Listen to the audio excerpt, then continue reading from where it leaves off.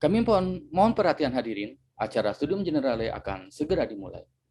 Assalamualaikum warahmatullahi wabarakatuh. Selamat pagi, salam sejahtera bagi kita semua. Pada hari ini, Rabu, 16 Februari 2022, kita akan mengikuti Studium Generale bersama Profesor Dr. Andes Henry Subiakto, SHMA, Staf Ahli Menteri Komunikasi dan Informatika Republik Indonesia, dan Guru Besar Ilmu Komunikasi Universitas Airlangga, dengan topik Tantangan Perkembangan Teknologi, Demokrasi, dan Pentingnya Regulasi. Sebagai acara pertama, marilah kita bersama-sama menyanyikan lagu kebangsaan Indonesia Raya. Hadirin dimohon berdiri.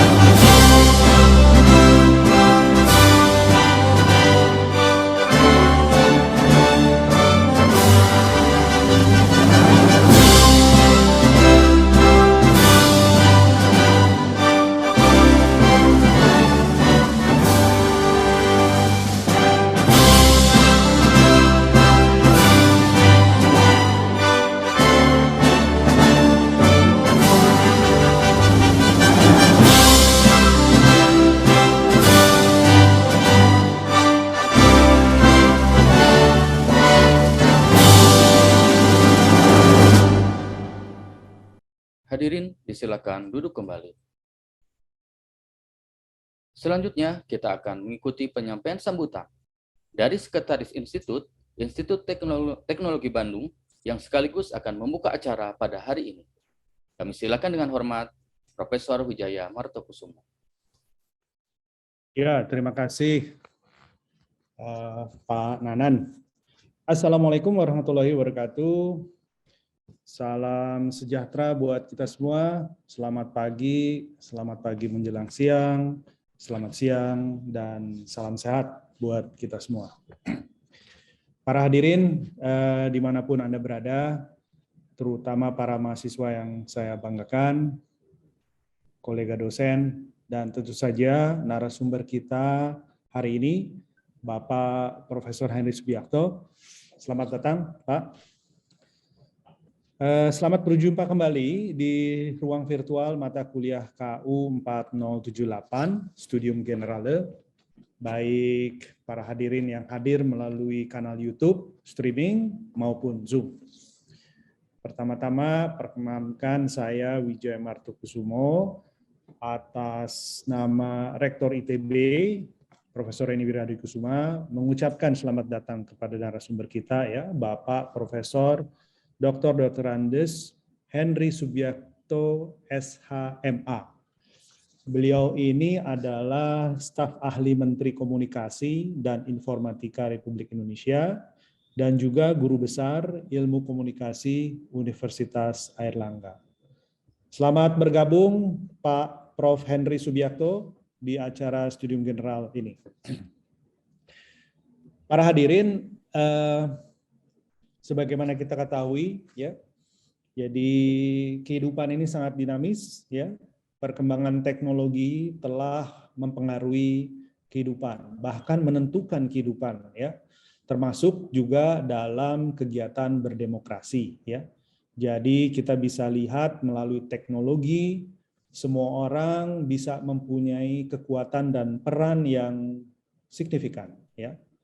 Nah, perubahan yang cepat yang menyebabkan sejumlah hal-hal penting, ya, misalnya tatanan kehidupan sosial, masalah kelembagaan, pola-pola pengaturan yang ada akibat perubahan yang sangat dinamis ini bisa dikatakan menjadi usang, ya, atau bisa dikatakan tidak responsif, ya, karena tuntutan perubahan dan dinamika zaman yang sangat-sangat cepat, ya. Jadi katakanlah kita sekarang ini sudah berada dalam suatu disrupsi, ya, yang kadang-kadang juga membuat kita kewalahan.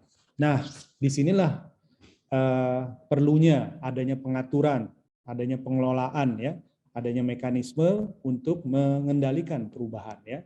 Nah, pada kesempatan yang baik ini narasumber kita akan menyampaikan topik studium generale hari ini yang berjudul Tantangan Perkembangan Teknologi, Demokrasi dan Pentingnya Regulasi, ya. Nah, saya kira ini sebuah topik yang menarik, ya. Kita akan sama-sama nanti mendengarkan, ya. Saya juga mengucapkan terima kasih atas perkenan dan kehadirannya narasumber kita hari ini untuk bisa berbagi bersama, ya, dan sekaligus nanti kita berdiskusi tentang topik tadi, ya. Seperti biasa, acara SG kali ini akan diawali oleh pemaparan sampai dengan barangkali jam 10:10 begitu. Dan kemudian nanti dilanjutkan oleh tanya jawab. Sesi tanya jawab ini mungkin akan berlangsung sampai dengan jam 11:15 ya. Dan acara diskusi nanti akan dipandu oleh moderator hari ini, ya. Moderator kita hari ini adalah Bapak Henry Samsudin PhD, ya.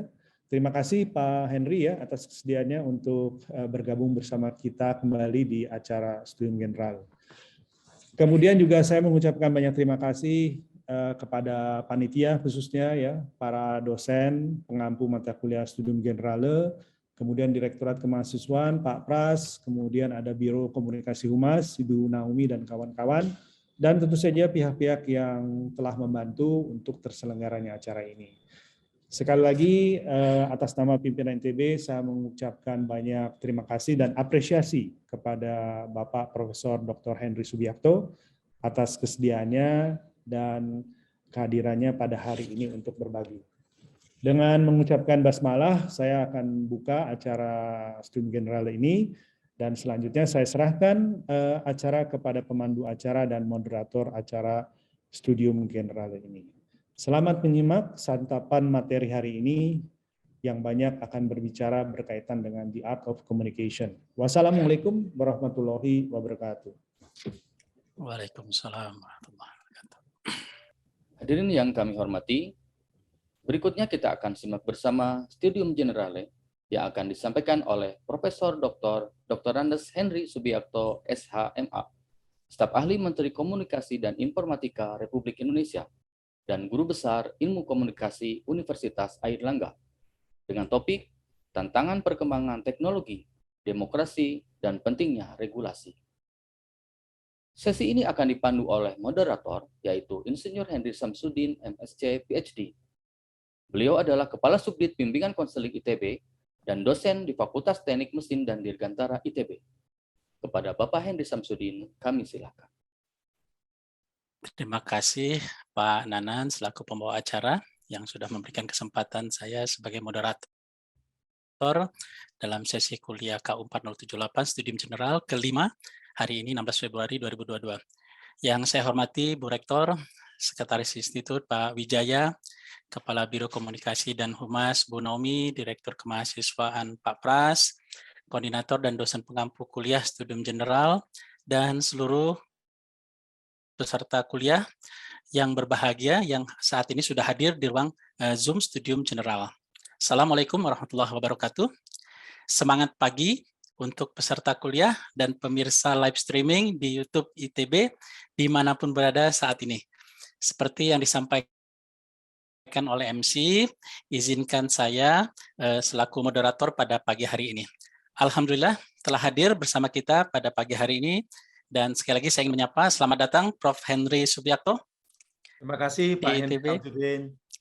Terima kasih Pak, yang staf ahli Menteri Kominfo dan juga Guru Besar Profesor Ilmu Komunikasi di Universitas Airlangga. Ada pepatah yang mengatakan tak kenal maka tak sayang. Untuk itu izinkan saya untuk menyampaikan CV singkat Prof. Henry sebagai berikut. Nama Profesor Dr. Henry Subiakto, Dr. Andes, SHMA. Beliau lahir di Yogyakarta 29 Maret 1962. Kemudian saat ini menjabat sebagai staf ahli Menteri Kominfo dan juga guru besar Profesor Ilmu Komunikasi di Universitas Airlangga. Pendidikan beliau, S1-nya beliau mendalami 2 bidang nih.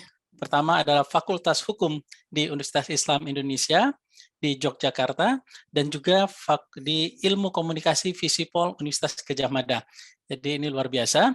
Kemudian melanjutkan Magister Ilmu Komunikasi di UI tahun 1996 dan kemudian melanjutkan program Doktor Ilmu Sosial Peminatan Ilmu Komunikasi di Pascasarjana Universitas Airlangga. Jadi ini bidang ilmu yang beliau ikuti dan sangat selaras dengan topik yang akan kita bicarakan pada hari ini. Selain itu juga dari CV beliau yang sangat panjang, saya sampaikan pendidikan khusus beliau yaitu pernah di IBT dalam telecommunication, di Daejeon Republic of Korea di 2008, kemudian short course di Advanced Research for Communication di University Perth, Australia. Kemudian beliau juga International Fellow dalam Development of Curriculum in Journalism in US dan awarded by US Department of State di tahun 2003 dan alumnus British Chevening Award dari pemerintah Inggris untuk studi di Public Administration International tentang Transition to the Democracy di London, UK. Pengalaman pekerjaan beliau ini saya singkat juga. Yang pertama adalah staf ahli Menteri Kominfo RI bidang hukum sejak 7 Oktober 2016. Kemudian ketua tim pembuatan pedoman kriteria implementasi Undang-Undang ITE 2021. Ketua Panja Pemerintah Revisi Undang-Undang ITE tahun 2016. Guru Besar FISIP Universitas Airlangga sejak Oktober 2015, staf ahli Menteri Kominfo RI bidang komunikasi dan media massa tahun 2011-2016, dan promotor, kopromotor, dan penguji di Universitas Airlangga, Universitas Pajajaran, dan masih banyak lagi yang lainnya. Kemudian penghargaan dan pengalaman khusus yang beliau peroleh, 200 peneliti terbaik Universitas Airlangga tahun 2020, Head of Delegation of Indonesia for Islamic Conference Information Minister at Libreville, Gabon, 17 sampai 20 Mei 2012. The Best Participant for Outstanding Performance pada acara workshop dalam media development yang diikuti oleh 25 negara di Taiwan tahun 2010. Saksi ahli di Mahkamah Konstitusi tahun 2017, saksi ahli persidangan kasus ITE di beberapa pengadilan negeri di Indonesia. Dan yang terakhir adalah dosen teladan FISIP Unair tahun 1998. Baik, materi yang akan disampaikan oleh Prof. Henry adalah teknologi digital, demokrasi, dan regulasi. Ini merupakan topik bahasan yang sangat penting untuk kita semua, terutama di era digital ini. Cukup banyak diskusi terkait 3 kata kunci ini. Selain menarik, juga sangat hot. Ini dalam artian panas. Bahkan beberapa film laris Hollywood pernah mengangkat topik ini dari berbagai kejadian di dunia politik.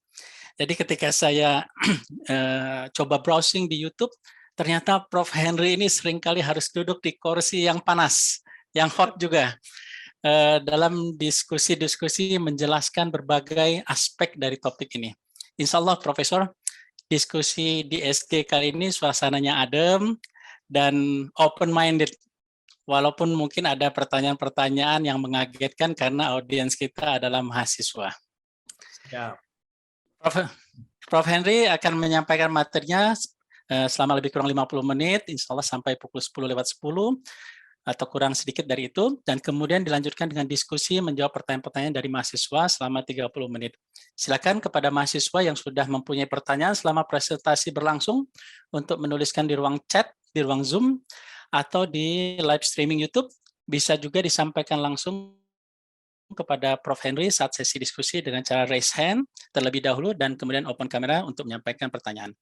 Baiklah, untuk tidak mengambil waktu kuliah lebih lama lagi, dengan hormat kami persilakan kepada Prof. Henry untuk menyampaikan paparannya. Waktu dan tempat kami persilakan. Silakan, Prof. Baik, Assalamualaikum warahmatullahi wabarakatuh. Waalaikumsalam. Alhamdulillah wa syukurillah, hari ini saya diberi kesempatan bicara di depan orang-orang yang saya hormati dan kampus yang saya hormati juga, karena ITB itu reputasinya luar biasa. Nah, pagi ini tentu saja kita hormati juga Bu Rektor tadi, ada Bu Rektor, ada beliau juga tadi yang sudah membuka, Pak Wakil Rektor, dan teman-teman semua, baik itu dosen maupun juga mahasiswa. Bicara mengenai teknologi, digital, demokrasi, dan regulasi, ini memang persoalan yang sekarang sedang itu betul, kata Pak Henry tadi, Pak Henry Samsudin. Jadi memang di era sekarang ini boleh dikatakan, yang namanya teknologi itu tidak hanya menciptakan sejarah baru, tapi merubah. Ada aliran ilmu pengetahuan di lingkungan ilmu sosial itu ada 3 aliran yang terkenal. Satu namanya aliran kritis atau critical theory, itu dari sekolah-sekolah yang disebut sebagai Frankfurt School. Lalu kemudian yang kedua aliran teori yang namanya Chicago School dari Amerika, begitu ya. Kalau Frankfurt School itu critical, basisnya adalah pemikiran Marx yang kemudian digali lebih dalam lagi gitu. Kemudian Frankfurt School tadi ya, kemudian Chicago School itu lebih kepada positivistik. Nah, yang ketiga ini yang kita bahas. Yang ketiga itu disebut sebagai Toronto School, yaitu yang melihat bahwa perubahan sejarah kehidupan manusia itu yang menciptakan atau yang membuat perubahan-perubahan tadi adalah teknologi. Teknologi sejak awal itu memang merubah sejarah. Yang paling dicatat awal-awal adalah ketika ada teknologi mesin cetak. Itu menciptakan renaissance di Eropa, menciptakan perubahan agama di Eropa gara-gara mesin cetak.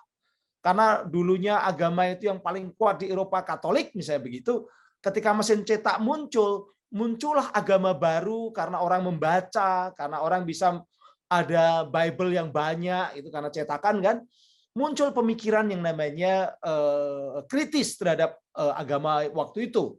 Muncullah Protestan. Jadi teknologi sejak awal sudah bisa merubah masyarakat, memunculkan renaissance, memunculkan kritik terhadap agama. Itu dulu. Nah, di era sekarang, ketika teknologi ini masuk ke teknologi digital, di mana manusia-manusia yang ada di dunia ini, jutaan, miliaran manusia dunia ini terhubung secara digital, maka terjadilah hubungan-hubungan selain digital, hubungan ekonomi. Ada terhubung secara ekonomi, terhubung secara politik, terhubung secara sosial dan budaya. Ekonomi kita tahu sekarang muncul yang namanya ekonomi sharing, itu gara-gara teknologi. Yang namanya Gojek, GoFood, Shopee, dan lain-lain. Itu gara-gara teknologi yang menghubungkan banyak manusia. Muncul model bisnis baru. Dalam konteks demokrasi politik pun muncul model politik yang baru, komunikasi politik yang baru. Siapapun sekarang adalah bisa menjadi komunikator.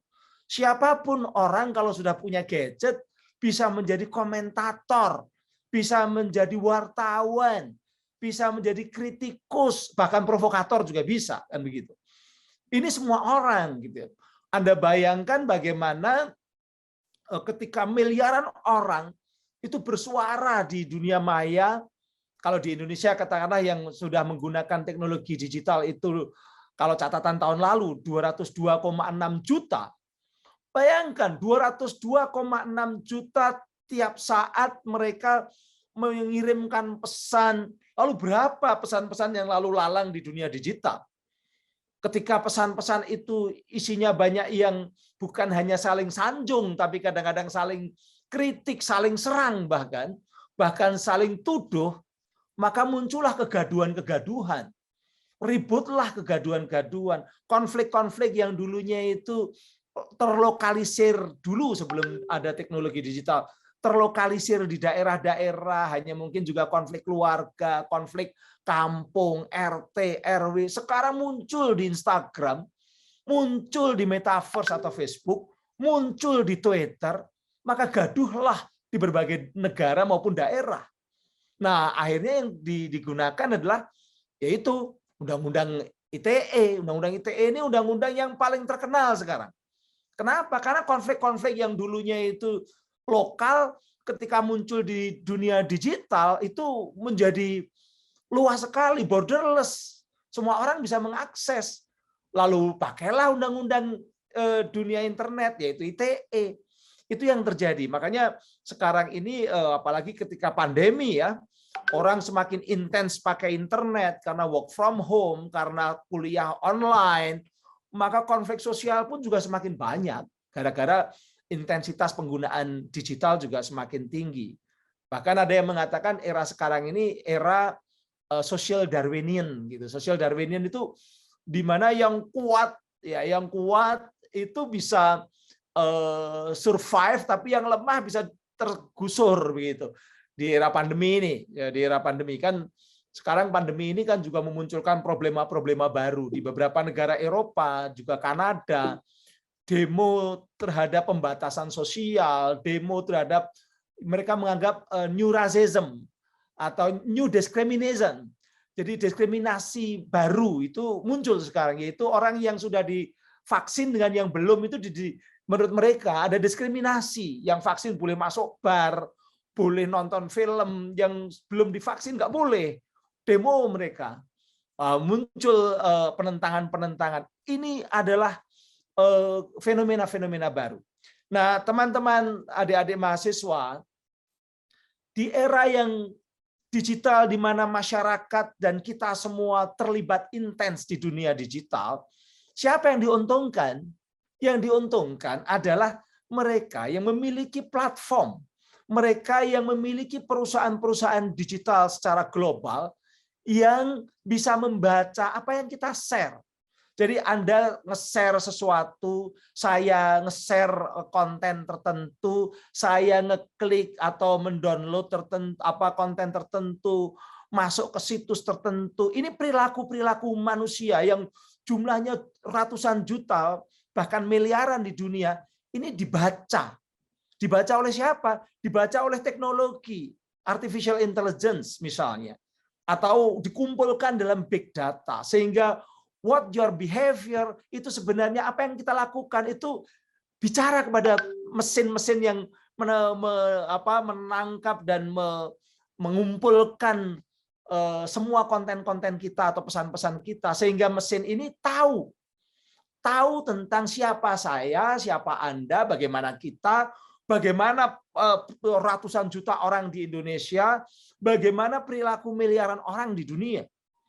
Mesin seperti YouTube, mesin seperti Google dengan Android-nya, itulah yang sering disebut sebagai surveillance capitalism. Kapitalisme yang mengawasi. Mengawasi siapa? Mengawasi kita. Mengawasi umat manusia di dunia yang pakai teknologi digital. Kapitalisme mengawasi manusia menjadi sebatas komoditas. Tadi saya pagi-pagi diskusi dengan keluarga di rumah mengenai kok bisa ya ini barang-barang yang saya pesan dan barangnya itu berasal dari negara lain cepat sekali datang ke sini. Sudah ada di Indonesia tiba-tiba.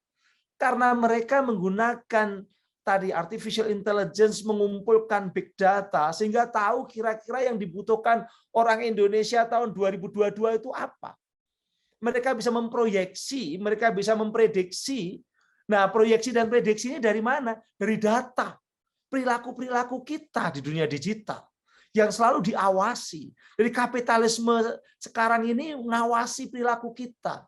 Ada data pribadi, misalnya kayak nomor telepon, alamat rumah, tanggal lahir, itu data pribadi yang sifatnya statis ya.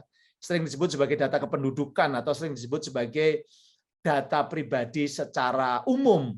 Tapi yang data pribadi secara spesifik, kesukaan kita, pola komunikasi kita, perjalanan tiap hari kemana kita, naik mobil kemana, pergi kemana, mendownload apa, kesukaannya apa, beli apa, berapa pembelanjaan yang kita keluarkan secara digital. Ini semua adalah data pribadi spesifik yang dikumpulkan oleh perusahaan-perusahaan surveillance capitalism ini. Ini yang, nah, menurut Mayer itu dikatakan bahwa dulu kapitalis itu menguasai manusia lain atau dunia dengan penguasaan terhadap uang. Sekarang penguasaannya terhadap data. Itu yang makanya lalu mengatakan, muncullah istilah, Pak Presiden sempat mengatakan, data adalah new oil, begitu ya. Data itu seperti tambang emas, melebihi tambang minyak gitu. Makanya kalau di ITB ada geologi atau pertambangan, ini nanti ada pertambangan data kan di era ke depan begitu. Nah, teman-teman semua, sebentar ini, ya itu yang terjadi sekarang dan ke depan. Penguasaan data ini penguasaan yang boleh dikatakan ada dua kemungkinan. Mungkin kita bisa menganalisis sendiri-sendiri ya. Ada kekuatan namanya surveillance capitalism, kapitalis yang menguasai data dunia ini, dan ada kekhawatiran yang lain adalah state authoritarianism atau katakanlah penguasaannya oleh state, oleh pemerintah. Kira-kira mana yang akan lebih besar? Ini memang selalu memunculkan dua kemungkinan seperti ini. Ini memang logis kalau ada pertanyaan-pertanyaan seperti itu. Nah, sekarang kalau kita lihat, kalau kondisi di Indonesia jelas kita memang lebih banyak dikuasai data-data kita oleh global capitalism. Nah, makanya lalu perlu diatur ini. Ini perlu diatur. Kalau tidak, kita hanya akan menjadi konsumen. Bahkan boleh dikatakan kalau tidak kita atur, kebutuhan masa depan kita udah diketahui mereka. Bahkan siapa calon presiden yang kuat tahun 2024 itu sudah diketahui mereka tanpa harus ada survei, tanpa harus ada polling gitu. Itu sudah diketahui dari berapa banyak yang upload calon-calon tokoh-tokoh kita, berapa banyak yang nge-like tokoh-tokoh kita. Sudah ketahui semua. Nah, inilah bahwa teknologi akhirnya bisa dipakai untuk memproyeksikan, memprediksi ekonomi, tapi juga politik. Di Amerika 2016 jelas orang yang kontroversi seperti Donald Trump bisa jadi presiden karena menggunakan data-data tadi. Data-data ini dipakai untuk kepentingan demokrasi. Boleh dikatakan agak ada sedikit dirty trick, gitu ya, ada trik-trik kotor gitu, karena datanya dipakai. Tahu bahwa orang Amerika ternyata nggak suka dengan imigran. Orang Amerika nggak suka dengan mereka-mereka yang berkulit non putih, yang kulit berwarna. Tidak suka dengan yang beragama non Protestan, itu di Amerika. Maka dipakai untuk cara untuk melakukan kampanye, untuk propaganda. Dan itu yang tepat sekali, ternyata betul. Muncullah presiden yang kontroversi yang namanya Donald Trump, menang. Walaupun Donald Trump sering disebut sebagai womanizer, katakanlah begitu, tapi menang.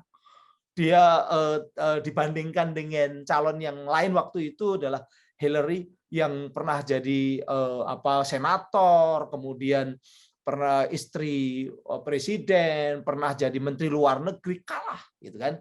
Nah, ini tidak bisa dipisahkan dengan big data yang dikumpulkan yang kemudian dimanfaatkan secara disalahgunakan. Nah, di era digital seperti ini, politik memang menjadi semakin demokrasi sebenarnya, karena semua orang bisa terlibat, semua orang bisa menjadi komunikator, semua orang bisa menjadi komentator, mengkritisi siapapun. Ketika dia punya akun ya dipakailah begitu. Tapi persoalannya ini juga ditangkap oleh kalangan politisi maupun kekuatan-kekuatan politik bahwa akhirnya sosial media yang luar biasa kekuatannya ini mereka gunakan sebagai weapon, sebagai senjata. Jadi ada buku yang ditulis oleh Peter Singer tahun 2019, The Weaponization of Social Media. Medsos dipakai untuk senjata mempengaruhi berpikirnya masyarakat. Muncul alat-alat senjata itu yaitu namanya cyber troop. Ada yang cyber troop-nya ini dari manusia, yaitu kayak buzzer sebagainya itu. cyber troop yang memang atau cyber army begitu. Tapi ada juga yang dia dari mesin. Dari mesin ini kalau istilahnya itu adalah computational propaganda. Jadi propaganda menggunakan mesin.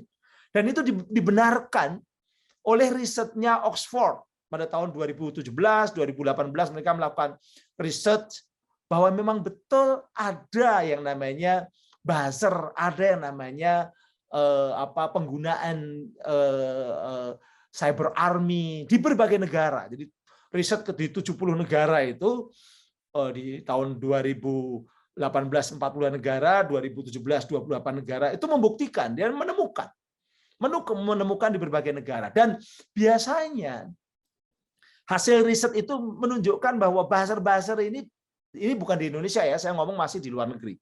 Ini banyak yang memanfaatkan agama, termasuk di Amerika. Persis seperti tulisan Amartya Sen tentang identity and violence, bahwa yang namanya kekerasan itu seringkali dimulai dengan perbedaan-perbedaan agama, perbedaan-perbedaan identitas, termasuk sara, ya, suku, agama, ras. Itu sering muncul. Amartya Sen orang India yang menulis tentang ini dan dapat hadiah Nobel. Nah, itu dilakukan di banyak negara, bahwa ketika masyarakat itu segregasi dalam agama-agama yang berbeda, tersegregasi dalam ras yang berbeda, suku yang berbeda, kultur yang berbeda, ternyata itu justru diperkuat. Segregasi yang sudah ada itu diperkuat oleh penggunaan media-media sosial, penggunaan teknologi digital. Akhirnya muncullah era yang disebut sebagai era post-truth, di mana fanatisme ras, fanatisme identitas agama ini dipakai untuk kepentingan-kepentingan politik dan kepentingan-kepentingan yang terkait untuk mencari dukungan, membangun opini, membangun keyakinan publik, menggerakkan orang. Dan itu tidak hanya di Indonesia ya, ini justru munculnya awalnya di negara-negara demokrasi liberal seperti di Amerika, bahkan juga di Eropa. Juga di negara-negara non-demokrasi pun juga terjadi. Jadi memang persoalan pemanfaatan ini, bukan hanya persoalan demokrasi. Hanya kalau di negara demokrasi itu terasa, tampak karena penggunaan ini seringkali bersembunyi atau mendompleng kebebasan berbicara, mendompleng kebebasan berpendapat. Nah, itu di situ yang terjadi. Akhirnya muncullah fenomena bahwa agama, ras itu seringkali mewarnai politik-politik di berbagai negara.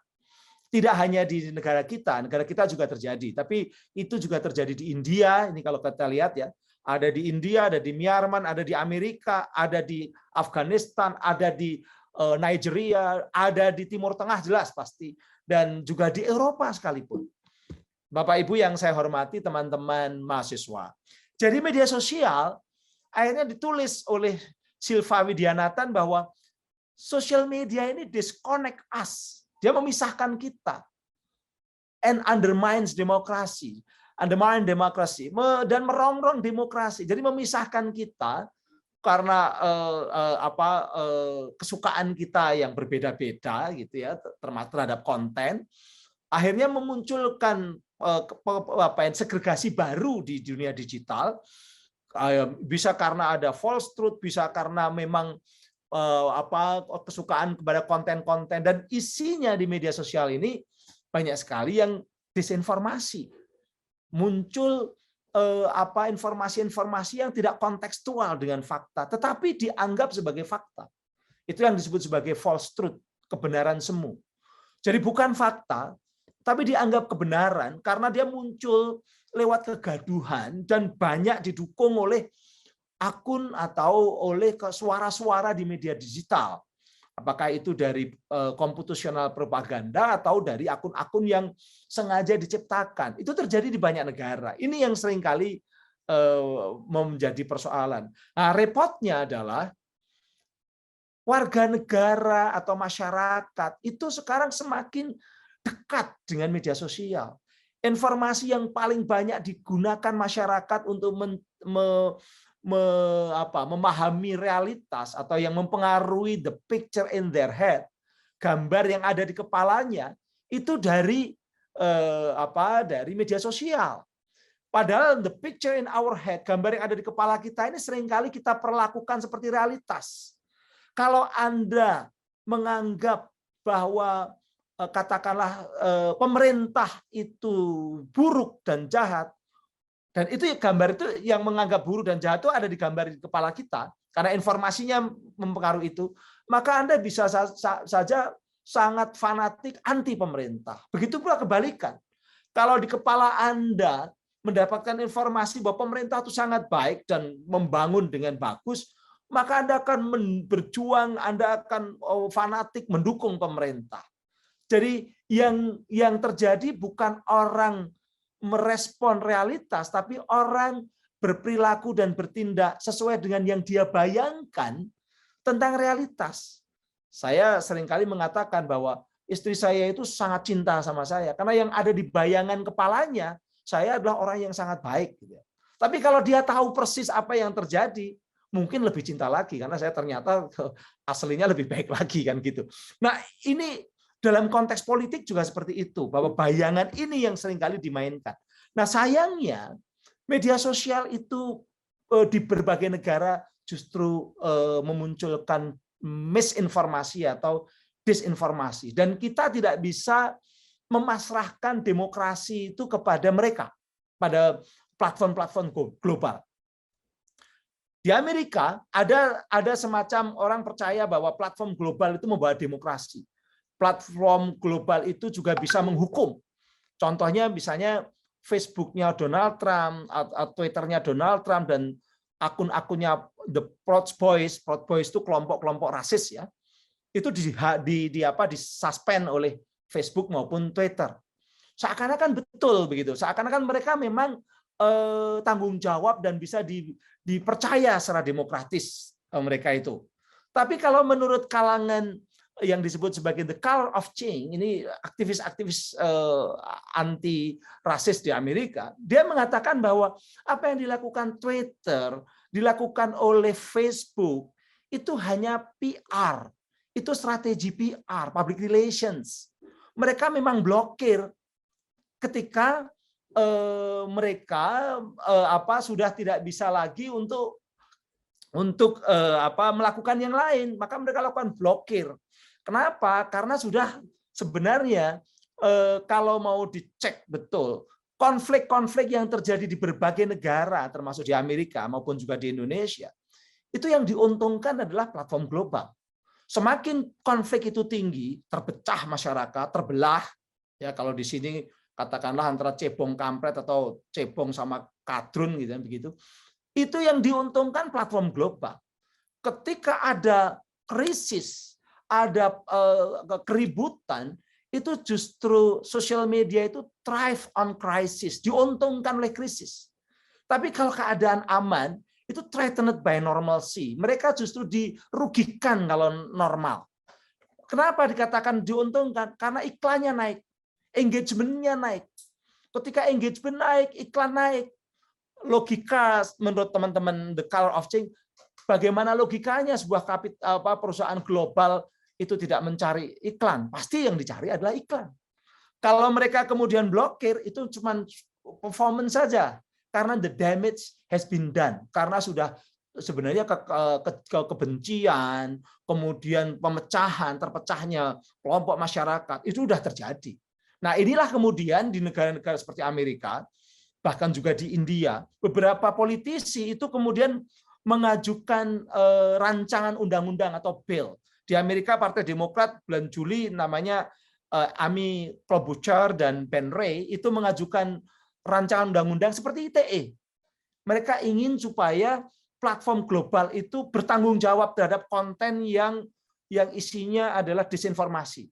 Dia harus tanggung jawab. Bahkan Presiden Amerika sekarang, Joe Biden, mengatakan kalau ada disinformasi itu sebenarnya bisa membunuh, terutama kalau terkait dengan pandemi. Ya. Banyak orang yang menentang vaksinasi akhirnya meninggal karena disinformasi. Ini membunuh. Maka yang harus tanggung jawab salah satunya adalah platform global. Maka harus diregulasi. Tidak bisa dibiarkan yang namanya disinformasi itu. Karena memang disinformasi itu bisa membelah masyarakat, memunculkan distrust, uncertainty, demokrasinya menjadi tidak berkualitas atau dirusak, ketegangan di sana sini, bahkan bisa menghancurkan negara. Berapa negara yang hancur karena orang merasa benar. Di era sekarang ini orang salah merasa benar, merasa mereka sedang berjuang. Tapi orang benar justru ditunjuk sebagai melakukan kezoliman. Itu terjadi di banyak negara. Sehingga masing-masing akhirnya merasa benar, itu terjadi konflik, perang saudara. Itu terjadi di Suriah, terjadi di Libya, bahkan di negara seperti Amerika. Amerika itu ketika era Trump mau naik ya, tahun 2016, itu ada namanya dirty tricks. Dirty tracker, pelakunya dirty tracker, pelaku yang kotor ini dari para ahli komunikasi sebenarnya, yang mengajarkan bahwa ayo bagaimana caranya bisa mengalahkan kelompok Demokrat itu adalah dengan menakut-nakuti mayoritas di Amerika waktu itu, ditakut-takuti dengan bahwa kalau sampai Demokrat menang, kalau sampai Hillary menang waktu itu ya, masih Hillary sama Trump, itu yang nanti akan muncul kelompok-kelompok Muslim, akan ada Islamisasi di Amerika, akan muncul syariah di Amerika. Bahkan pemerintah Obama waktu itu, ini sebelum Indonesia ribut-ribut ya, itu pemerintah Obama itu dianggap disusupi oleh Ikhwanul Muslimin, Muslim Brotherhood, infiltrate Obama administration. Mereka mengatakan, la ilaha illallah, Amerika harus bangun, hati-hati, ini akan terjadi Islamisasi di Amerika. Jadi ditakut-takuti orang Amerika. Obama dituduh sebagai traitors atau pengkhianat waktu itu. Obama dituduh sebagai antek orang-orang Islam.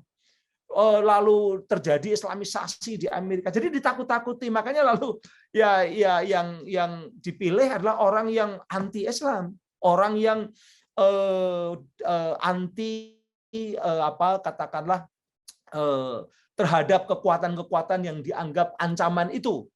Ini kalau di Amerika yang dianggap musuh atau yang dipakai untuk menakut-nakuti itu adalah agama Islam atau non-white Anglo-Saxon Protestan. Jadi mereka itu mayoritasnya itu white Anglo-Saxon Protestan. Jadi yang itu, kalau di negara lain, misalnya kalau di India yang ditakut-takuti orang Hindu. Kalau di Brasil yang ditakuti orang Katolik. Nah kalau di Indonesia yang ditakut-takuti siapa? Mohon maaf, saya harus mengatakan ya mayoritas, sama dengan kalau di sana Anglo-Saxon dan Protestan, di sini mayoritas Muslim yang seringkali ditakut-takuti. Akhirnya yang terjadi, medsos ini merongrong demokrasi di Amerika. Negara yang menjadi pujaan banyak orang demokrasinya hebat, tiba-tiba tanggal 6 Januari 2021 ada anarkisme yang luar biasa menduduki gedung Kongres, tidak bisa menerima Pilpres. Terjadi 4 orang meninggal, 1 bunuh diri, 100 polisi luka-luka. Ini yang terjadi, ini kaget. Dan tidak hanya itu, sekarang medsos di Amerika itu memupuk radikalisme, terorisme, tapi terorismenya terorisme lokal, yaitu terorisme orang-orang yang rasis, yang tidak suka dengan imigran. Salah satu yang seringkali jadi sasaran justru imigran-imigran dari Asia. Ini sekarang muncul, kemarin ditulis oleh 2 orang wartawan dari Guardian waktu memperingati September 11, itu ditulis oleh Wana Walters dan Alvin Cheng, itu nulis di The Guardian. Bagaimana ekstremis sayap kanan Amerika Serikat sekarang ini korbannya luar biasa banyak. Melebihi korban jihadis yang seringkali berita-beritanya ada sampai di Indonesia. Ini artinya apa? Artinya memang media sosial itu seringkali memupuk hal-hal yang sudah ada di masyarakat, lebih dikeraskan lagi. Kalau ada konflik yang sudah ada sejak dulu, konfliknya menjadi semakin terasa karena media sosial memupuknya. Dan itu yang terjadi. Jadi di Amerika terjadi, di Brasil juga terjadi. Bagaimana Bolsonaro memanfaatkan fanatisme Katolik. Bahkan di Perancis sekarang ada namanya Eric Zemmour, itu memanfaatkan fanatisme ras di sana dalam kampanye sekarang tahun 2022 ini. Ini terjadi di Perancis. Kemudian di Eropa seperti di Inggris juga terjadi, bahkan juga di Belanda, Dan ini rasisme, radikalisme ini menjadi terpupuk karena ada propaganda sosiologikal propaganda yang ada di negara-negara itu. Tidak hanya itu, malah yang paling mengerikan itu di India sekarang. India ini provokasi anti-Islam dan Kristen itu terjadi agak marak, sehingga wanita-wanita India yang Muslim yang pakai jilbab itu dilecehkan, diusir begitu ya. Orang sholat Jumat diganggu. Padahal India ini termasuk multiras yang agama Islam cukup besar di sana. Ada sekitar 200 jutaan beragama Islam, tapi memang mayoritas Hindu. Ada yang Sikh, ada yang Kristen, tapi mereka ini justru yang minoritas-minoritas ini seringkali diganggu.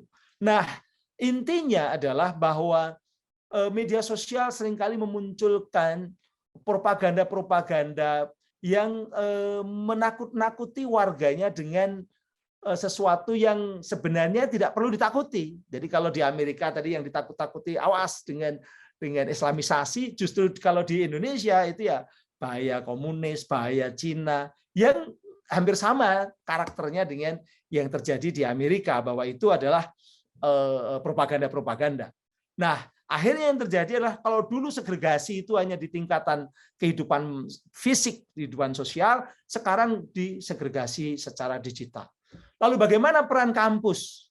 Kampus, universitas atau institut gitu ya. Ini seringkali ilmuwannya ini tidak bisa melihat perubahan yang terjadi sekarang karena masyarakat mencerna informasi itu secara berubah.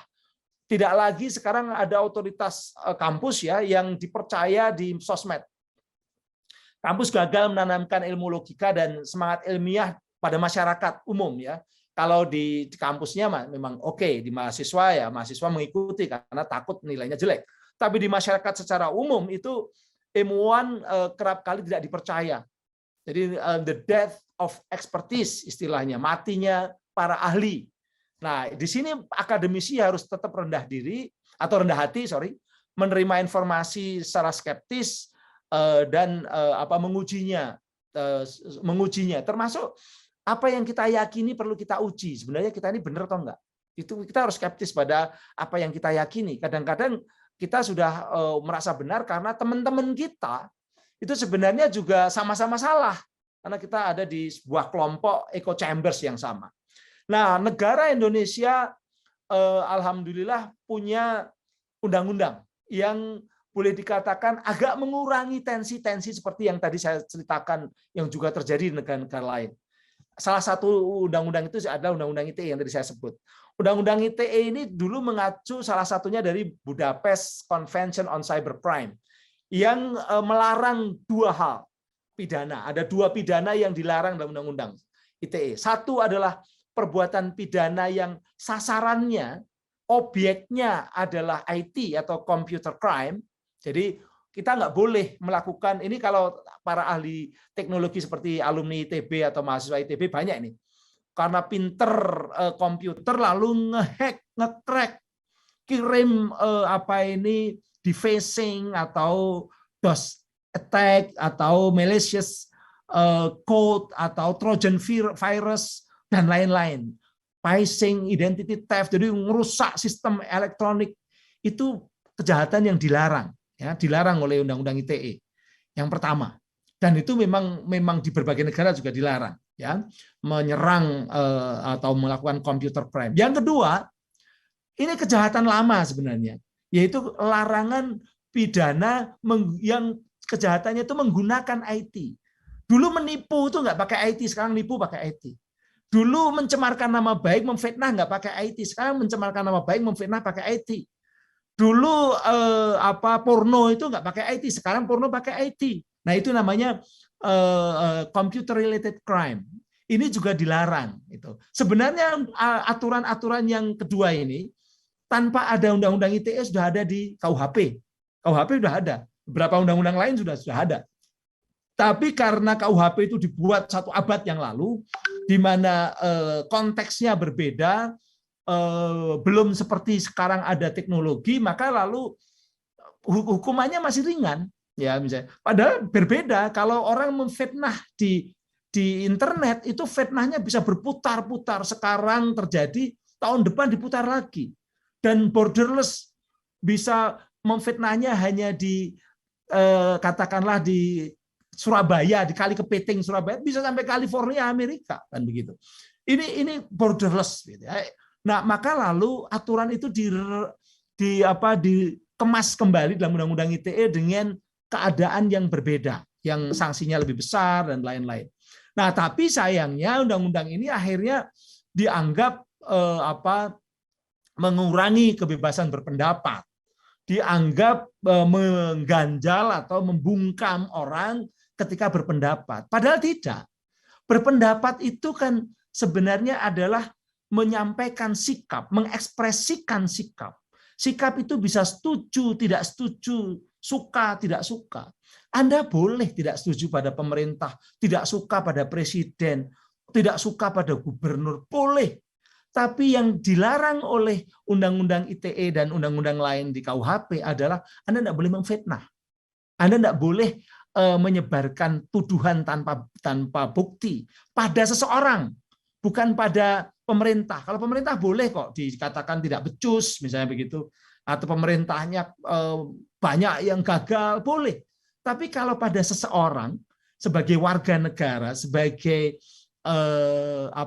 manusia, dia punya hak untuk hidup secara normal, tidak boleh difitnah, tidak boleh dituduh.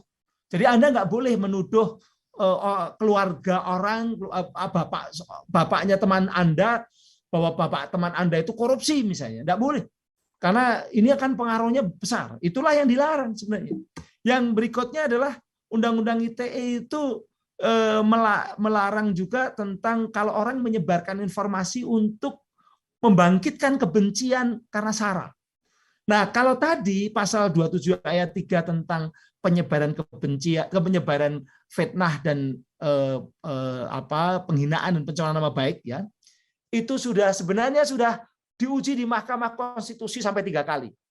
Pasal 27 ayat 3 ini sudah diuji oleh para hakim tertinggi di Indonesia untuk urusan undang-undang, yaitu hakim Mahkamah Konstitusi, dan mereka mengatakan pasal 27 ayat 3 ITE ini tidak ada masalah. Ini tidak bertentangan dengan konstitusi, tidak bertentangan dengan kebebasan berpendapat. Dan itu sudah 3 kali diuji. Nah, artinya tidak ada masalah begitu ya, secara konstitusional, dan itu para ahli. Harusnya kalau memang itu bermasalah, para hakim-hakim ini bisa diyakinkan permasalahannya di mana. Yang kedua, tadi pasal 28 ayat 2 juga sudah dibahas, itu juga pernah dibawa ke Mahkamah Konstitusi. Kebetulan saya jadi saksi ahlinya waktu kasus pasal 28 ayat 2. Yang mengajukan itu waktu itu adalah ini namanya Farhad Abbas, ya, yang pertama, yang kedua adalah Habibur Rahman. Pasal 28 ayat 2 itu juga dianggap membungkam. Karena kenapa kok orang tidak boleh menyebarkan kebencian SARA, kan begitu. Tapi hakim Mahkamah Konstitusi mengatakan bahwa kebencian SARA itu memang tidak boleh disampaikan, terutama kalau isinya adalah mensiarkan kebencian atau mengajak, ada ajakan, ada memberi contoh untuk membenci karena perbedaan suku, perbedaan agama, dan perbedaan ras. Indonesia yang Bhinneka Tunggal Ika ini harus dijaga kerukunannya, baik di tingkat fisik, di dunia fisik maupun di dunia maya. Makanya undang-undang ini tetap dipertahankan. Itu kira-kira kalau undang-undang ITE. Saya tidak. Nah, tapi karena memang masih banyak kasus di berbagai daerah muncul penggunaan ITE secara tidak tepat, bahkan undang-undang ITE ini sempat disindir oleh PBB, dipertanyakan oleh PBB ke pemerintah Indonesia. Saya juga ikut menjawabnya. Kemudian juga di koran-koran internasional kayak Washington Post juga pernah diekspos. Akhirnya pemerintah, presiden minta supaya coba dilakukan semacam kajian. Sebenarnya seperti apa? Apa perlu direvisi atau perlu dibuatkan pedoman? Nah, akhirnya kita siapkan revisinya, sekaligus kita buatkan pedomannya. Ini pedoman implementasi Undang-Undang ITE yang kebetulan ketuanya waktu bikin pedoman ini saya, yang ditunjuk oleh Menko Polhukam ya. Kalau untuk revisi Profesor Dr. Widodo Eka Cahya itu Dirjen Perundang-undangan waktu itu. Nah, itu yang terjadi. Kenapa Undang-Undang ITE penting? Karena era digital ini memang manusia, masyarakat, kehidupannya sebagian besar ada di dunia digital, maka harus diatur. Harus ada Undang-Undang ITE. Dulu banyak yang nyinyir dengan Undang-Undang ITE. Sekarang bahkan beberapa negara membuat regulasi undang-undang seperti ITE, termasuk di Amerika tadi saya contohkan, di India juga. Nah, sekarang terakhir, era sekarang ribut lagi dengan teknologi baru, yaitu teknologi blockchain.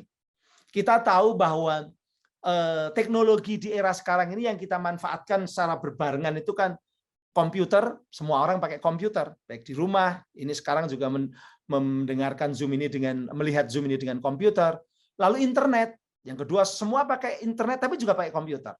Setelah internet, komputer, ada lagi namanya digital, kita pakai komputer, pakai internet, pakai digital. Nah setelah digital, kita ada yang namanya blockchain, ini teknologi pasca digital, yang harus ada digitalnya dulu, karena basisnya tetap digital. Blockchain ini lebih trusted, lebih terpercaya karena saling kait-mengkait. Nanti, tapi teman-teman ITB biasanya udah tahu.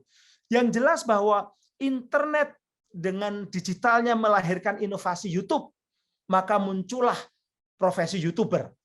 Internet dengan digitalnya melahirkan inovasi Twitter, muncullah profesi buzzer. Blockchain juga memunculkan inovasi seperti metaverse, NFT, hingga Bitcoin. Ini nanti muncul juga profesi-profesi baru. Banyak sekali, saya nggak sebutkan karena waktunya tidak memungkinkan. Ada trader, ada miner, ada hunter, ada developer, ada promotor, ada macam-macam, ada konsultan dan lain-lain. Nah, terakhir NFT. NFT sekarang menjadi hits. Ini teknologi baru. Sayangnya masih belum banyak regulasi menyentuh tentang NFT. Tiba-tiba kemarin ini saya juga punya, saya ini kebetulan diminta oleh anak-anak muda ya, juga alumni TB juga ini, yang mereka membangun sebuah ekosistem namanya rantai kotak, Bentara dan rantai kotak. Perusahaannya namanya Bentara, ekosistemnya rantai kotak. Saya di depan NFT yang sudah dibangun oleh teman-teman Bentara ini, yaitu ini gambarnya adalah para wali songo. Ini saya pakai peci. Nah, itu adalah sebuah upaya untuk membangun metaverse masa depan. Kenapa kita perlu tahu tentang metaverse? Sekarang jutaan anak Indonesia tiap hari menggunakan game, bermain game, dan juga mungkin juga di komputer juga bermain metaverse seperti di Facebook begitu. Yang sebenarnya ke depan itu bisa dikembangkan dengan metaverse yang ada di era blockchain, di mana metaverse ini betul-betul memunculkan virtual reality, tapi juga bisa memunculkan katakanlah realitas fisik yang sudah ada dimunculkan dalam bentuk metaverse. Sebagai contoh, sekarang ada karya yang namanya Rumah Mars. Rumah Mars ini ya mereka bikin di luar negeri ya, ada metahuman-nya di situ, seakan-akan rumah Mars ini ada orang bisa nonton konser, bisa lihat bintang jatuh, ketemu sama artis-artis Hollywood, kemudian mereka bisa judi, bisa walaupun itu virtual. Tapi ada juga yang membuat setengah asli. Sekarang sudah direncanakan yang namanya Masjidil Haram itu mau dimetaverse-kan. Sehingga orang ketika manasik haji, maka dia bisa manasiknya nggak perlu di lapangan yang panas lalu bikin Ka'bah-Ka'bahan, tapi manasiknya adalah betul-betul memutari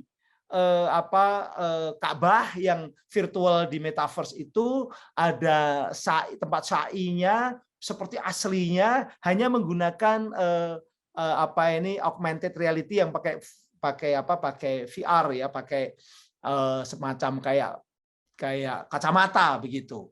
Nah, itu terjadi sekarang. Nah, ke depan pendidikan, kemudian pengisi waktu luang, itu akan semakin banyak di dunia metaverse dan NFT dan terkait dengan teknologi blockchain. Lalu kalau ini nggak diatur, ya seperti sekarang. Sekarang belum diatur banyak. Apa yang terjadi? Kemarin ribut, ada artis jual NFT, jual kripto, lalu yang membeli itu banyak. Pembelinya sekarang komplain, loh, saya ketika beli itu NFT-nya harganya atau kriptonya harganya 30 juta, sekarang kok nilainya turun menjadi hanya tinggal 15 juta. Ada yang saya beli 25 juta, turun jadi 12 juta. Ada yang semakin, nah kok ini apa yang terjadi gitu ya? Kenapa seperti ini? Karena belum ada regulasi. Yang kedua, sebenarnya yang dilakukan oleh artis tadi itu menggunakan strategi yang namanya ICO, Initial Coin Offering. Ini sering dilakukan oleh artis-artis di Amerika juga, di negara-negara lain. Ini ditiru di sini. Yaitu apa? Mereka sebenarnya belum membuat ekosistem, belum membuat metaverse itu betul-betul kuat, belum mengedukasi masyarakat seperti apa nanti kalau investasi di situ itu seperti apa, lamanya berapa, resikonya seperti apa yang akan didapat. Belum sampai masyarakat tahu, dia sudah jual NFT-nya, dia sudah jual kriptonya. Ini sama dengan perusahaan yang baru lahir, belum sempat jalan memenuhi syarat, tapi sudah IPO, sudah jual saham. Akhirnya yang terjadi adalah masyarakat yang spekulasi investasi jadi korban. Jadi sama, kalau perusahaan kalau mau jual saham, dia harus neracanya seperti apa, kemudian sudah diaudit seperti apa, hasilnya seperti apa, ada izin macam-macam. Ini enggak. Ini sudah melakukan crowdfunding, sudah melakukan katakanlah jual saham tadi, tapi belum ada izin dari katakanlah penanaman modal atau dari OJK, tapi sudah bermain finance. Nah, ini problem yang sering terjadi. Nah, hal seperti ini semua masih terjadi karena lambatnya regulasi. Indonesia yang berkembang sangat pesat, kita yang berkembang teknologinya sangat pesat, tidak regulasi menjadi sangat penting. Kira-kira demikian, mudah-mudahan ini pemicu diskusi. Terima kasih. Assalamualaikum warahmatullahi wabarakatuh. Salam sejahtera. Waalaikumsalam warahmatullahi wabarakatuh. Terima kasih banyak Prof. Henry atas paparannya yang sangat menarik dan membuka wawasan kita semua. Ini sudah ada pertanyaan di ruang chat di Zoom. Kalau ada yang ingin menyampaikan langsung bisa raise hand, nanti kita akan berikan kesempatan untuk menyampaikan kepada Prof. Henry. Pertanyaan pertama, ini saya bacakan, Prof. Terima kasih Prof. atas pemaparan yang sangat menarik. Jika Undang-Undang ITE lebih mengatur masyarakat, bagaimana mengatasi ancaman antar negara? Melihat kasus ketegangan di Ukraina, hari ini 16 Februari banyak media barat yang memberitakan sebagian hari awal invasi. Mungkin maksudnya tentara Rusia ditaruh di perbatasan ya di Ukraina. Tentu terjadi kepanikan masyarakat dan kekacauan ekonomi di Ukraina akibat pemberitaan itu. Dari hal tersebut, jika kasus seperti ini mengarah ke Indonesia, seberapa siap dan mampu Kominfo, TNI, BIN, atau lembaga terkait lain dalam menangkal hal serupa untuk mempertahankan keamanan nasional dan ekonomi? Terima kasih, Profesor. Ini dari Muhammad Hifni Ali dari Teknik Sipil. Mungkin untuk pertanyaan pertama, dipersilakan Prof. Henry. Baik, ini memang isu hangat ini tentang Ukraina yang Rusia itu dulu kan memang ketika masih Uni Soviet, Ukraina itu bagian dari Uni Soviet. Kita masih ingat dulu ada sepak bola namanya Dinamo Kiev. Kiev itu ibu kota Ukraina atau Ukraina.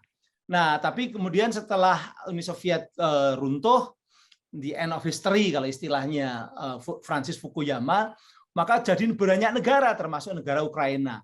Padahal sebagian rakyat Ukraina ada yang berbahasa Rusia dan beretnis Rusia. Itu di Crimea itu. Akhirnya Crimea itu diambil alih lagi oleh Rusia, menjadi diambil ya boleh dikatakan kalau Barat mengatakan invasi, tapi kalau orang Rusia mengatakan itu integrasi ulang gitu ya. Nah, kemarin memang sempat tegang antara Rusia dengan Ukraina karena Amerika atau katakanlah Rusia sudah menyiapkan pasukannya di perbatasan. Tapi hari ini saya lihat atau ada berita terbaru adalah sebagian pasukan Rusia sudah ditarik kembali karena memang sudah menjadi isu global ya, isu nasional Rusia sama Ukraina, tapi juga isu Eropa Barat, Amerika. Dan di era digital itu kalau sudah namanya antar negara bersitegang atau konflik, rakyatnya ikut konflik. Mereka ikut memprovokasi, ikut buat berita, ikut menyerang, itu yang terjadi. Jadi ketika kita juga ribut dengan Australia atau dengan Malaysia, itu kadang-kadang pemerintahnya masih dingin-dingin aja, tapi hackernya udah nyerang ke sana. Masing-masing pendukungnya itu sudah ribut di dunia maya atau ribut di dalam konteks serangan-serangan digital, serangan hacker. Dan teman-teman tahu, menurut BSSN, dalam 1 hari di Indonesia, ini di Indonesia ya, bukan di Ukraina, di Indonesia, serangan cybercrime, serangan yang sifatnya misalnya menggunakan malware, menggunakan virus komputer, itu 1 hari bisa 3 juta serangan. Baik dari luar maupun dari dalam. Jadi dari dalam juga banyak, dari luar juga banyak. 3 juta. Jadi kalau 1 bulan bisa puluhan juta. Makanya kadangkala kita tidak bisa tahu kalau tiba-tiba ada misalnya aktivis tiba-tiba diserang, dihack, di-crack, akunnya diambil orang atau akunnya diserang orang. Pelakunya siapa? Itu menjadi sulit kita ketahui. Nah, apalagi kalau antar negara gitu ya. Nah, sementara kalau secara hukum di Undang-Undang ITE pasal 15 itu disebutkan bahwa sistem elektronik, kalau kita punya sistem elektronik, ITB punya sistem elektronik untuk mengumpulkan nilai, untuk membuat penilaian mahasiswa, penilaian juga macam-macam lah, sistem elektronik namanya, penyelenggara sistem elektronik. Di Undang-Undang ITE disebutkan penyelenggara sistem elektronik itu harus andal dan aman dan bertanggung jawab. Siapa yang bertanggung jawab dan memastikan andal dan aman? Ya penyelenggaranya sendiri. Jadi kalau ITB punya sistem elektronik, ITB harus meyakinkan bahwa sistemnya aman, andal. Kalau Bank BCA punya sistem elektronik, BCA yang harus meyakinkan bahwa sistemnya aman, andal. Bukan pemerintah, bukan negara. Karena di Indonesia itu ada puluhan ribu sistem elektronik, bahkan hampir ratusan ribu. Nggak mungkin kalau pemerintah yang tanggung jawab, ITB dijebol sistem elektronik, dihack sama mahasiswa ingin merubah nilai. Ada loh mahasiswa ingin merubah nilai misalnya, dijebol misalnya begitu. Itu pemerintahnya tidak ikut bertanggung jawab. BCA dijebol, BRI dijebol, lalu rugi miliaran rupiah. Bukan harus pemerintah membayar uang miliaran kepada mereka, tidak. Tapi pemerintah adalah mengawasi saja. Mengawasi ini sistemnya udah aman belum?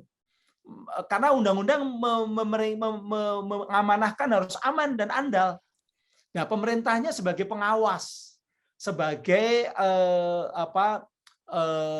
membuat tata kelola untuk mengawasi itu, memang bisa kadang-kadang dibuatkan misalnya standar. Tapi standar ini kan bergerak terus. Para ahli bikin standar, pemerintah hanya melihat standarnya sudah sesuai belum, bahwa harus mengikuti ISO, sudah belum seperti itu.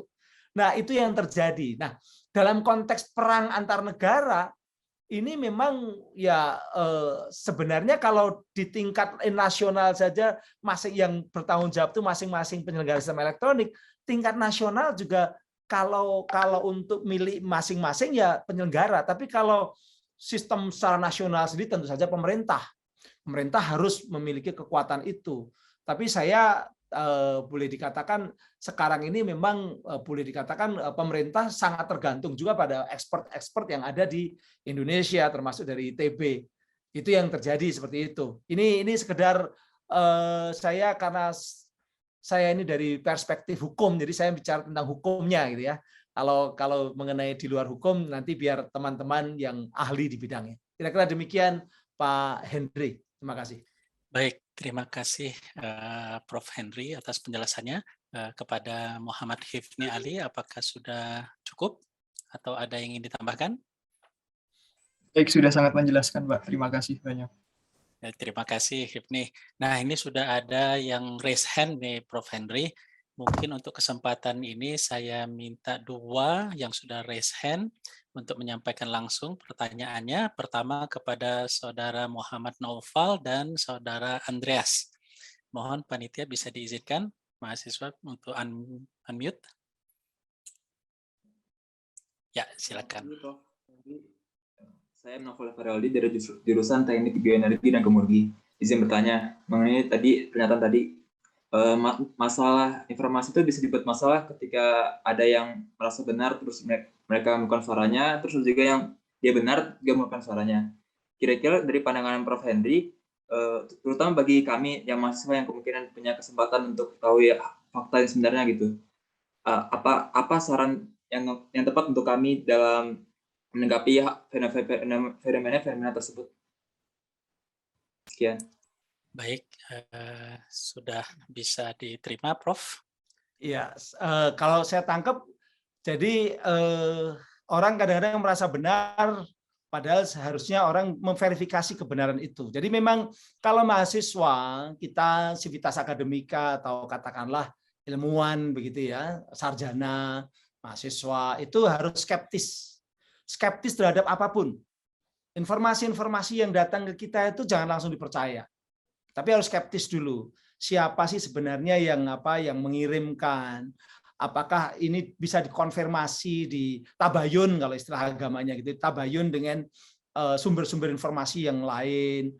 Kalau dia tidak ada, katakanlah tidak ada sumber informasi yang lain yang membenarkan, jangan terlalu percaya, apalagi itu sangat vital terkait dengan hal yang nasib orang lain atau nasib sebuah institusi dan sebagainya. Jangan mudah percaya. Jadi memang harus skeptis. Termasuk terhadap keyakinan kita pun kadang-kadang kita harus skeptis. Itu ciri khas ilmuwan. Ilmuwan itu selalu skeptis. Sehingga menguji skeptis kita ini dengan berbagai macam informasi. Makanya kenapa di kampus itu selalu tidak berhenti orang berpikir, karena selalu skeptis gitu ya, skeptis sehingga banyak teori untuk memahami itu. Nah, minimal kalau dalam secara umum ya kita menggunakan media-media atau sumber-sumber yang kompeten. Kalau sumbernya itu memang bereputasi, kenapa kalau di dunia kampus kan harus ada referensi buku, itu kan kompetensi. Ada yang bertanggung jawab. Begitu pula dalam kehidupan nyata, kita harus ada referensi siapa yang bertanggung jawab, yaitu media-media, sumber-sumber yang sudah punya reputasi. Nah, kalau dia ada di WhatsApp group yang semua orang bisa membuat, bisa mengubah-ubah, sumbernya nggak jelas, tidak bisa ditabayun, tidak bisa dikonfirmasi, ya jangan percaya. Karena sekarang ini boleh dikatakan disinformasi itu paling banyak itu terjadi di private communication, yaitu di WA group, di Telegram, di inbox. Justru yang terbuka, kalau media massa, katakanlah media-media konvensional, mereka juga memang kadang-kala ada kesalahan, ya. Karena kadang-kadang ada framing, ya. Ada perspektif yang bisa berbeda dengan kita, ya. Tapi mereka tidak akan berani memanipulasi fakta karena mereka mempertaruhkan reputasi dan kredibilitas. Media seperti Kompas, TV One, Metro TV, dan lain-lain yang saya sebut, yang jelas kantornya dan jelas orangnya, itu kalau dia ketahuan betul-betul manipulasi fakta, itu sama aja dengan mengubur masa depannya. Karena mereka itu yang dijual kepercayaan. Itu mengubur masa depannya. Sama dengan konsultan yang berbohong. Ya nggak laku konsultannya. Gitu loh. Makanya mereka lebih kita percaya karena ada yang dipertaruhkan. Paling mereka memang ada kesalahan, tapi itu kesalahan yang kadang-kala bukan tujuannya memanipulasi. Tapi kalau yang di media sosial dan yang di private communication itu sengaja, banyak sekali sengaja untuk mendesinformasi. saya ini kebetulan mengamati dan ikut ke berbagai WA group, ke Telegram dan sebagainya. Itu banyak sekali yang memang orang diundang masuk, diajak masuk untuk diindoktrinasi dengan desinformasi. Maka hati-hatilah, terutama kalau namanya atau atribut-atributnya sesuai dengan mereka. Kebetulan istri saya berjilbab, anak saya berjilbab begitu ya. Wah, itu banyak diundang ke WA group yang kelompoknya berjilbab dan desinformasinya banyak sekali yang terjadi di situ. Kita harus hati-hati gitu ya, hati-hati di situ. Tapi makanya harus di-compare ya, di-compare dengan narasumber-narasumber yang lebih berkredibilitas dan terbuka, karena kalau ada yang salah, kalau terbuka itu ada yang mengoreksi. Itu sama dengan blockchain. Blockchain itu kan masing-masing kan terawasi oleh blok-blok yang dibuat masing-masing. Makanya lebih trusted itu karena blockchain itu kalau ada yang ngubah, ada yang palsu, yang lain tahu. Nah, sama dengan di dunia digital yang terbuka itu biasanya mereka lebih hati-hati dengan yang tertutup. Disinformasi banyak sekali lewat komunikasi private yang tertutup. Terima kasih. Baik, terima kasih Prof. Henry. Bagaimana Saudara Novel, atau ada tambahan? Sudah sangat menjawab. Terima kasih banyak, Prof. Oke, kita lanjut ke penanya kedua, Saudara Andreas. Silakan, Andreas. Oke, baik Pak. Apa suara saya dapat didengar dengan baik, Pak? Jelas. Baik, selamat pagi Prof. Henry. Saya Andreas, NIM 145200020 dari Program Studi Teknik Bioenergi dan Kemurgi. Saya di sini mempunyai dua pertanyaan, Pak. Pertanyaan pertama saya terkait surveillance capitalism. Nah, terkadang di saat saya chatting atau banyak membicarakan tentang suatu produk, maka akan sering muncul iklan-iklan produk tersebut di media sosial dan di aplikasi online shop, Pak. Di beranda teratas, Pak. Apakah hal tersebut tergolong surveillance capitalism, Pak? Dan saya juga merasa sedikit terganggu dengan hal-hal tersebut, Pak. Apa yang dapat saya lakukan untuk mengurangi hal tersebut, Pak? Terus pertanyaan kedua saya terkait pernyataan Bapak tadi yang menyatakan bahwa media sosial merupakan mesin politik yang merongrong demokrasi. Nah, belakangan ini saya nampaknya sering melihat kampanye-kampanye sudah mulai berseliweran, Pak. Baik secara menggunakan pamflet, baik menggunakan media sosial, Pak, terkait dengan Pilpres 2024, Pak. Jika melihat track record pemilu lalu, Pak, nampaknya terjadi kekacauan besar di media sosial, Pak, sehingga pernah di-take down media sosial itu. Saya ingin bertanya, Pak, apakah take down media sosial itu efektif, Pak, untuk mengurangi rongrongan demokrasi di masa pemilu? Karena jika mengingat, kita masih bisa mengakses media sosial tersebut menggunakan VPN, Pak. Dan saya juga ingin bertanya, Pak, apa kira-kira yang bisa mahasiswa lakukan untuk berkontribusi mengurangi rongrongan tersebut dan tidak terpengaruh, Pak, seperti itu.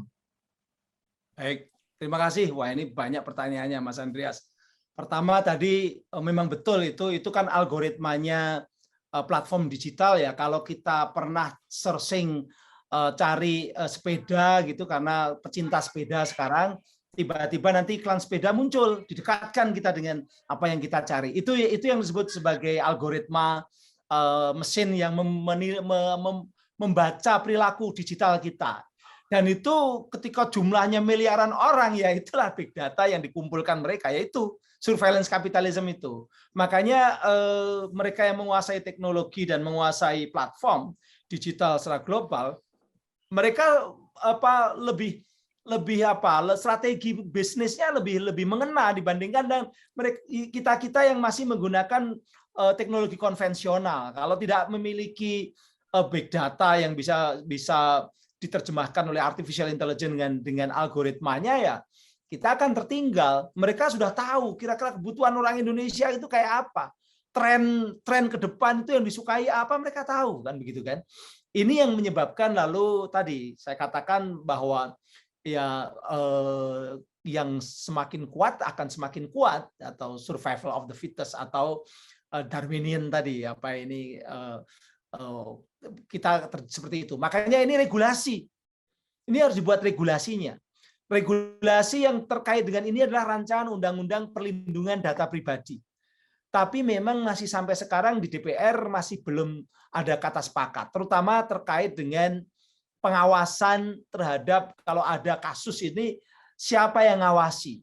Selama ini ada dua pendapat. DPR minta pengawasnya itu lembaga independen seperti KPI, KPU, KPK yang dipilih oleh DPR. Pak Presiden dengan pemerintahnya ingin supaya pengawasnya itu di bawah Presiden, karena Indonesia adalah negara presidensial. Selama ini pengalaman selama ini Presiden tidak bisa efektif bekerja ketika lembaga yang bertanggung jawab itu bukan di bawah kewenangan Presiden atau kewenangan menteri yang terkait. Nah, ini jadi perdebatan sampai sekarang, belum sampai ada titik temu. Yang satu ingin presidensial supaya efektif. Kalau ada kebocoran data atau kegagalan ngawasi, ngurusi surveillance kapitalisme yang tanggung jawab Presiden, katakanlah begitu, yang tanggung jawab saya, yang tanggung jawab menterinya, katakanlah begitu, yang DPR minta supaya ini independen, seperti KPK, seperti KPI. Masing-masing punya reasoning yang kuat, sama-sama punya reasoning yang kuat. Kelompok yang mendukung pemerintah mengatakan, dipilih sama DPR nanti isinya orang-orang politik, kan begitu. Wah, ini isinya kayak itu banyak malah terjadi distorsi politik dan tidak bisa bertanggung jawab, dimintai tanggung jawab, gitu misalnya begitu. Ini punya kelemahan masing-masing. Sampai sekarang akhirnya rancangan undang-undang perlindungan data pribadi belum clear. Mudah-mudahan dalam bulan-bulan ini bisa selesai. Saya juga ikut terlibat di situ. Nah, yang kedua tadi mengenai tentang persoalan memblokir. Undang-Undang ITE pasal 40, saya mau sedikit nambah ini karena pertanyaannya bagus Mas Andreas. Undang-Undang ITE pasal 40 ayat 2A dan 2B itu adalah pasal baru yang muncul tahun 2016 saat Undang-Undang ITE direvisi. Saya ketua panjanya dari pemerintah, ketua panja dari DPR, Mayor Jenderal Purnawirawan TB Hasanuddin yang pernah jadi calon gubernur Jawa Barat, ya, TB Hasanuddin dari PDIP. Waktu itu tahun 2016 beliau sama saya. Nah, pasal 40 ayat 2A dan 2B ini berisi bahwa pasal 20 ayat 2A-nya menyebutkan pemerintah wajib mencegah informasi elektronik yang melanggar undang-undang. Jadi kalau ada informasi yang melanggar undang-undang seperti misalnya informasi yang mengajak terorisme itu melanggar undang-undang. Pornografi itu melanggar undang-undang. Ingin merongrong pemerintah yang sah itu juga melanggar undang-undang. Itu wajib dicegah. Itu wajib dicegah dalam pasal itu. Tapi saya ingin sedikit membuka catatan masa lalu. Pasal ini bukan buatan pemerintah. Mohon maaf, karena pasti banyak orang mengatakan, oh ini buatan pemerintah nih. Bukan. Pasal ini usulan dari DPR. Dari fraksi yang sebenarnya sangat kritis terhadap pemerintah. Boleh dikatakan bukan bagian dari pemerintah. Karena pasal ini dulunya awalnya adalah pemerintah wajib memblokir pornografi. Isinya pasal pertamanya itu begitu dulunya. Pemerintah wajib memblokir pornografi. Oh ini bagus. Pornografi memang harus diblokir. Dan setuju semua. Tapi kan tidak cukup pornografi yang membahayakan negara. Maka lalu dikembangkan. Yang membahayakan negara tidak hanya pornografi, tapi juga misalnya terorisme itu membahayakan negara. Penipuan itu membahayakan masyarakat. Maka pemblokirannya tidak hanya pornografi, diperluas, yaitu konten elektronik atau muatan elektronik yang melanggar perundang-undangan. Jadi jelas melanggar undang-undangan. Nah, untuk itu di pasal 40 ayat 2B-nya, pemerintah memiliki kewenangan, otoritas untuk blokir. Itu jelas dikatakan pemerintah untuk supaya bisa menanggulangi konten-konten yang melanggar undang-undang, pemerintah punya kewenangan blokir. Itulah kenapa lalu sekarang ada pemblokiran. Efektif atau tidak, memang ini sangat tergantung efektif dan tidak itu. Tapi Anda bayangkan kalau itu tidak ada, maka yang terjadi adalah keliaran di media sosial dan juga di dunia digital. Betapa banyaknya pornografi, betapa banyaknya perjudian yang harus dihadapi oleh masyarakat tanpa ada filter. Nah, sekarang ada filter, itu pun tidak efektif karena saking banyaknya. Tapi kalau tanpa itu semakin masyarakat yang jadi korban. Anak-anak cucu kita yang kemudian menghadapi berbagai konten yang bermasalah tadi. Maka negara punya kewajiban seperti itu. Nah, apa yang harus dilakukan masyarakat, termasuk mahasiswa? Bikin konten-konten yang positif. Satu. Yang kedua, literasi digital. Kita harus ikut mengajak masyarakat lain, warga negara lain untuk memahami bahwa di internet itu tidak hanya kebaikan dan ilmu, tapi banyak juga kejahatan, banyak juga yang ingin mempengaruhi cara berpikir kita sehingga orang salah merasa sedang berjuang. Orang keliru malah justru merasa sedang benar-benarnya karena hanya cara berpikir yang diubah. Karena perang sekarang adalah perang mengubah cara berpikir. Perang sekarang adalah perang informasi untuk mempengaruhi cara berpikir. Nah, itu kita perlu sampaikan kepada masyarakat minimal yang terdekat, keluarga kita, orang tua kita, saudara-saudara kita. Kalau dipercaya, karena sekarang ini, era sekarang ini siapapun bisa tidak dipercaya. Itu. Demikian, terima kasih, Mas. Baik, terima kasih Prof. Henry. Andreas, apakah sudah cukup? Sudah sangat jelas, Pak. Terima kasih, Prof. Terima kasih. Ini waktu kita tersisa 5 menit, Prof. Henry. Sementara pertanyaan banyak sekali di ruang chat. Saya mungkin minta izin satu pertanyaan lagi saja sebelum Silakan, kita tutup kegiatan ini kepada Saudari Fitrotur Rofiko. Apakah mau menyampaikan langsung atau mau dibacakan? Untuk Putri ini belum nih. Ya, betul, Prof. Oke, kalau begitu saya bacakan saja ya, Prof. Selamat pagi, saya Fitrotur Rofiko, 1512043. Saya izin bertanya mengenai isu dan kontroversi dari Undang-Undang ITE sendiri. Sebelumnya saya merasa sangat terhormat bisa berjumpa dengan Bapak dan menanyakan hal ini secara langsung. Pertanyaan saya adalah, mengapa di negara kita yang bahwasanya adalah negara demokratis yang seharusnya menerima suara rakyat, tetapi terutama di media sosial, kita tidak bisa secara bebas bersuara, menyampaikan pendapat atau memberi kritik kepada seseorang yang punya power atau privilege seperti pejabat pemerintah, artis, atau public figure yang lain yang beruang, yang telah melakukan tindakan kriminal seperti pelecehan seksual atau gaslighting atau korupsi, bahkan dan semacamnya, ataupun kritik dalam sistem pemerintahan di negara ini. Dan mereka tuh akan berlindung di balik Undang-Undang ITE untuk membela diri mereka sendiri. Wah, ini cukup panjang nih kalimatnya. Padahal banyak sekali bukti yang terlampir dan valid, tetapi pelapor selalu disalahkan dengan jeratan pelanggaran Undang-Undang ITE. Menurut Bapak ini gimana ya? Kemudian ini ada satu lagi, saya sekali aja dibacakan. Kemudian pada tanggal 9 Februari kemarin merupakan Hari Pers Nasional dan Presiden mengatakan bahwa beliau terbuka menerima kritikan rakyat. Tetapi mengapa setiap kritik yang disampaikan oleh rakyat melalui media sosial yang menggunakan bahasa baik sekalipun itu bisa terjerat pelanggaran Undang-Undang ITE? Apakah pemerintah memang anti kritik atau Undang-Undang ITE ini dibuat dengan tujuan melindungi kalangan atas saja, Pak? Maaf sebelumnya jika pertanyaan saya terlalu sensitif, saya hanya penasaran mengapa rakyat begitu memusuhi Undang-Undang ITE dan bagaimana pendapat Bapak terkait hal ini. Terima kasih banyak dan salam sehat. Wah, ini banyak.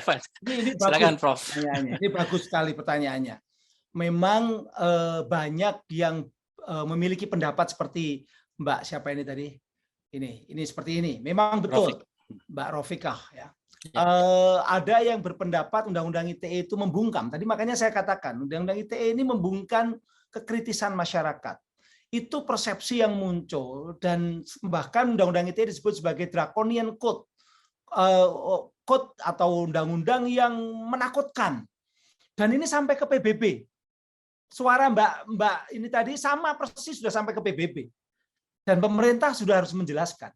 Problemnya adalah ini ada kesalahpahaman terhadap penerapan Undang-Undang ITE.